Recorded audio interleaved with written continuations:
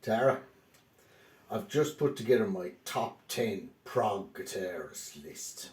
Well, I've just put together my top 10 prog guitarist list. I've put together my top 10 prog guitarist list. I've put together my top 10 prog guitarist list.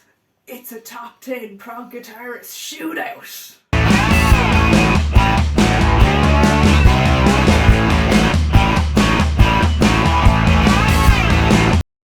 Okay, hi, welcome to our new video. Hello and welcome back to Spinnin' Prog.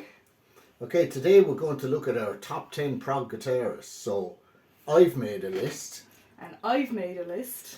We both did them very quickly. So we wanted gut feel, not too much contemplation going on here. And we wanted to see who jumped to mind immediately as our top 10 prog guitarists. We've both come up with different lists and we're going to have a shootout. And what we'd like you to do in the comments is tell us who's got the best top 10 prog guitarist list. And don't kill us either, because I know when this video ends, the both of us will be going, oh, I forgot about him. Exactly. So, yeah, like we said, it was people who just came to our mind straight away. So that's what we're doing today. So who's getting started? I'll go first. Okay. Because I like going first. Okay. So, my number 10 is Martin Barre.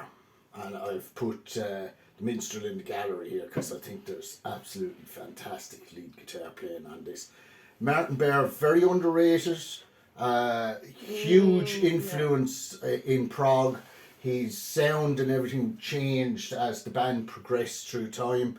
Wonderful musician, and often very much overlooked as a guitarist. So, number 10, Martin Barre.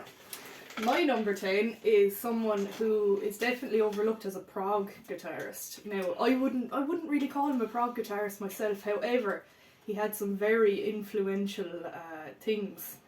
You'd hear it in prog a lot. People would say, oh yeah, it sounds a bit like himself. Pete Townsend, to say his name, Tara. So I've pulled out the two versions of Tommy, which I think is a very progressive album, especially for the time. It's a big concept album, and they made a rock opera out of it, which I grew up on. Yes. So yeah, Tommy, I love it, like one of the best films I've ever seen, and yeah, I had to put in Pete Townsend. He came straight into my head as well, so. Yeah, a very kind of influential guy, like who had an influence on the sound of the electric guitar during that prog era. Okay, number 9, John Petrucci. So I had to get some progressive metal in here, and I picked John Petrucci, and I particularly picked out Dark Clouds and Silver Linings because I remember I went to see them on this tour actually.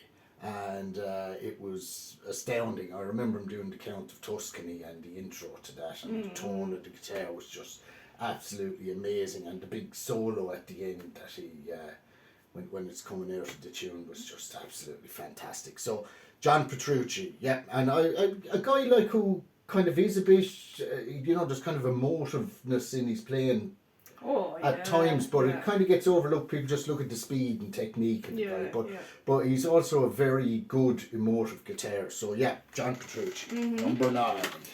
Number 9 for me is Mr. Gary Moore, particularly for the work he did with Colosseum 2, because it's absolutely fantastic. And I'm not being biased because I'm Irish and Gary is Irish. But when I heard him on Colosseum 2, I was going, who is that? Like, that's absolutely mind-blowing. And Dad was like, it's Gary Moore. And I knew Gary Moore from Thin Lizzy, and I was going, that's not Gary Moore, go away. So I had to put him in the list for this work because it's brilliant. Absolutely astounding. Yeah, I mean he kind of played beneath himself an awful lot, didn't he? Yeah. But the range that the guy had, blues, kind of jazz fusion in Colosseum 2, rock, metal, everything. I mean, the guy has been involved. I saw him playing with Jack Bruce and Ginger Baker when they did the kind of Cream revival thing. And he was amazing. Like, he was absolutely amazing. So overlooked. Okay, so my number 8 is Dave Gilmour. And I've put The Wall in here because, I look at a lot of prog channels lately. I don't think this album's getting the love it deserves, Sarah. No, it's not. Now, I know it's very popular. They re-released it a few years ago and a lot more people started hearing it and it started to become kind of mainstream, but you can't overlook the work on that album. Yeah, I mean, this was the kind of iconic Pink Floyd album when I was kind of becoming very aware of music. And the solo Uncomfortably Numb, rest my case, mic drop, bang, there we go, Dave Gilmour. My number 8 is Martin Barre. Now, he's a little higher on my list because, I mean, I feel like he's one of the top prog guitarists, definitely. But he is very overlooked. And yeah, I wanted to pull out Stand Up because it's my favourite cover. But yeah, Dad said it all about him earlier anyway, so yeah, number 8, and Martin Barre. particularly good on that, So Martin good. Barre, like he had something to prove on that album, didn't he? Yeah. Yeah. So my next one, number 7, is somebody that doesn't seem to make these polls a lot at all, is Mr. Stephen Rothery from Marillion. Fantastic guitarist, absolutely amazing. The guy's technique and his sound and everything have changed over the years as well, but I particularly love Clutching at Straws and the solos that he plays on that Sugar Mice solo. Oh my god, fantastic. It's kind of very moving piece. Yeah. So His fantastic. tone on Forgotten Sons. Yeah. Oh my god, and it's very emotional. No, fantastic. He's really, really amazing guitarist. So, yeah, Mr. Stephen Rothery. Yeah. My number 7 is John Petrucci. Now, I pulled out these 2 albums because they're probably my favourite Dream Theater albums, and especially his playing on Octavarium, especially at the end of the title track. Oh my god. The uplifting, like, emotional sound that he was able to get on this. And I know his technique on this one is crazy, especially it's like he's having a battle in Dance of Eternity with Jordan Rudess. Like, it's fantastic. But yeah, he's higher up on my list because when I hear him I just think, Jesus, how does he do it? Like, that's crazy. I suppose I'm older and I'm biased and I kind of lean more towards Owen. And he's gorgeous. Who, me? So my next one, number 6, is Alex Lifeson.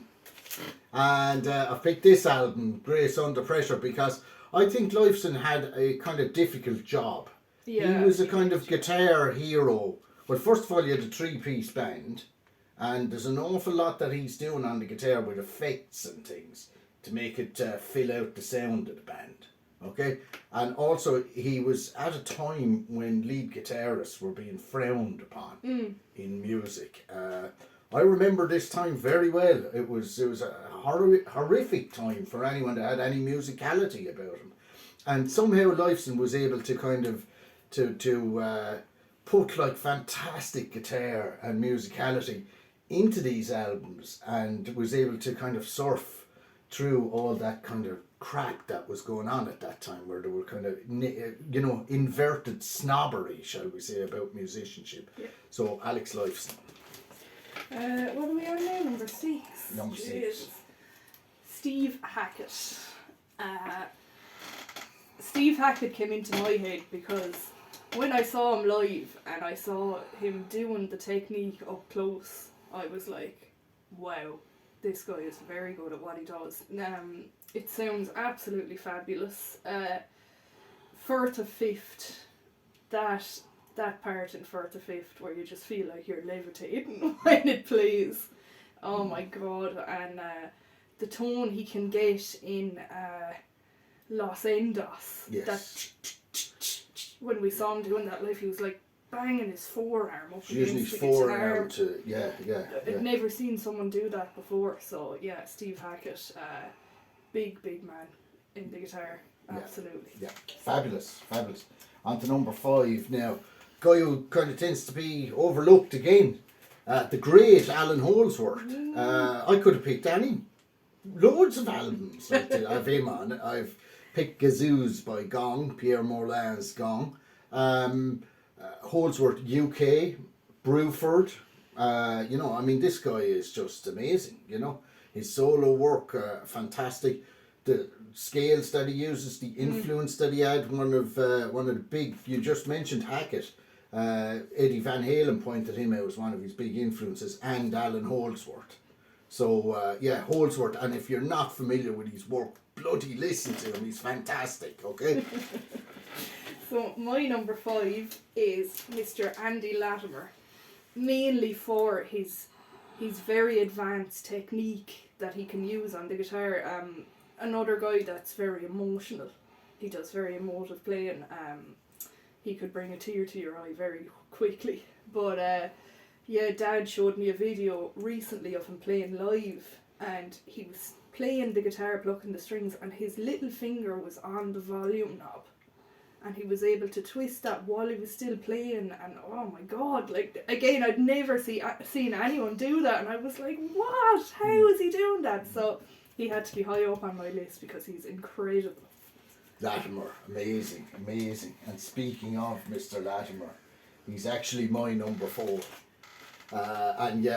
What Tara was talking about there, I just came across it one time. I was just going, oh my god, how in the name of God can you do that? It's just the emotional playing that he does. I just find it very, very moving. He hits all the right notes at the right time.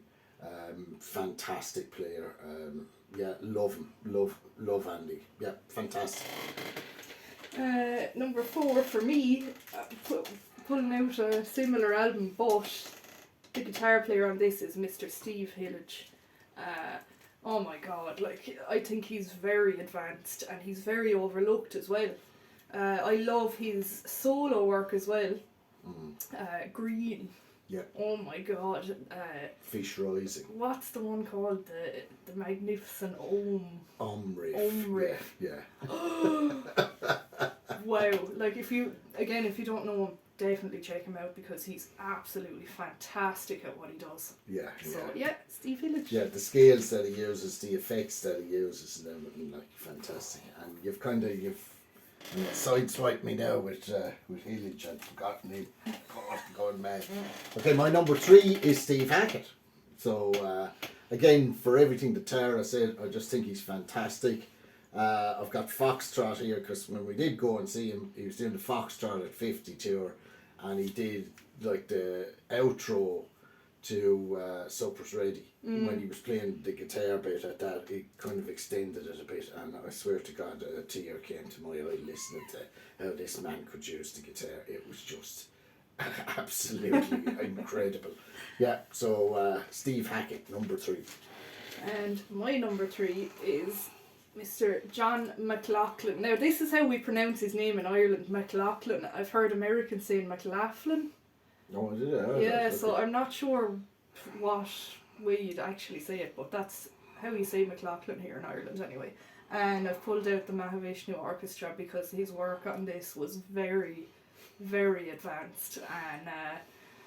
And like I said, he came into my head straight away when I thought of who's got a great technique and who can do some really unusual stuff. Very influential as well, Tara, Yeah. Guy who kind of changed a lot with guitar. I believe he actually taught Jimmy Page at one point as well. So, yeah, amazing guy. My number 2 is the great Mr. Steve Howe. Fantastic guitarist. He's your number 2 as well. Yeah. Wow. Fantastic guitarist.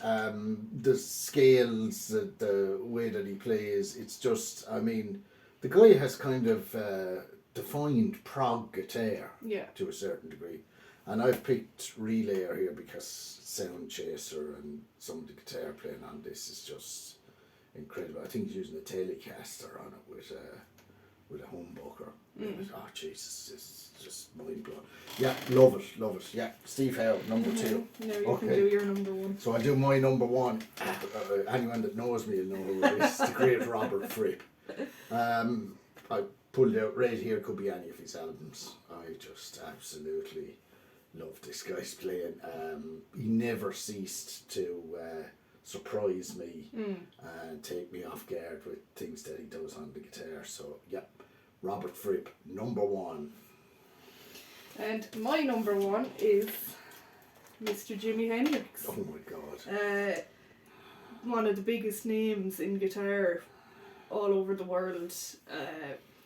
But when we said prog guitarists, I was thinking about it. This guy has a huge influence on prog. The things he did with the guitar, all the different techniques, Effects. backwards guitar, all this stuff that you hear in prog today. Yeah. Jimi Hendrix was massive. So, yeah. My Okay. number 1. Brilliant, yeah. Great choice, Tara. Yeah, you could say Easy Prog. I think parts of Electric Ladyland, like, stand up as being proto-prog anyway. Yeah. So, fantastic. So, brilliant. So, tell us which one. Which one of us Don't nailed kill it. us. Be nice, be nice. So, yeah, just remember to subscribe if you're not subscribed. Like and share. Yeah, And, feel free to comment any suggestions for future videos if you'd like. Let us know what you thought of the video and be nice to us in the same breath. And we'll see you in the next one. okay, bye-bye. Bye.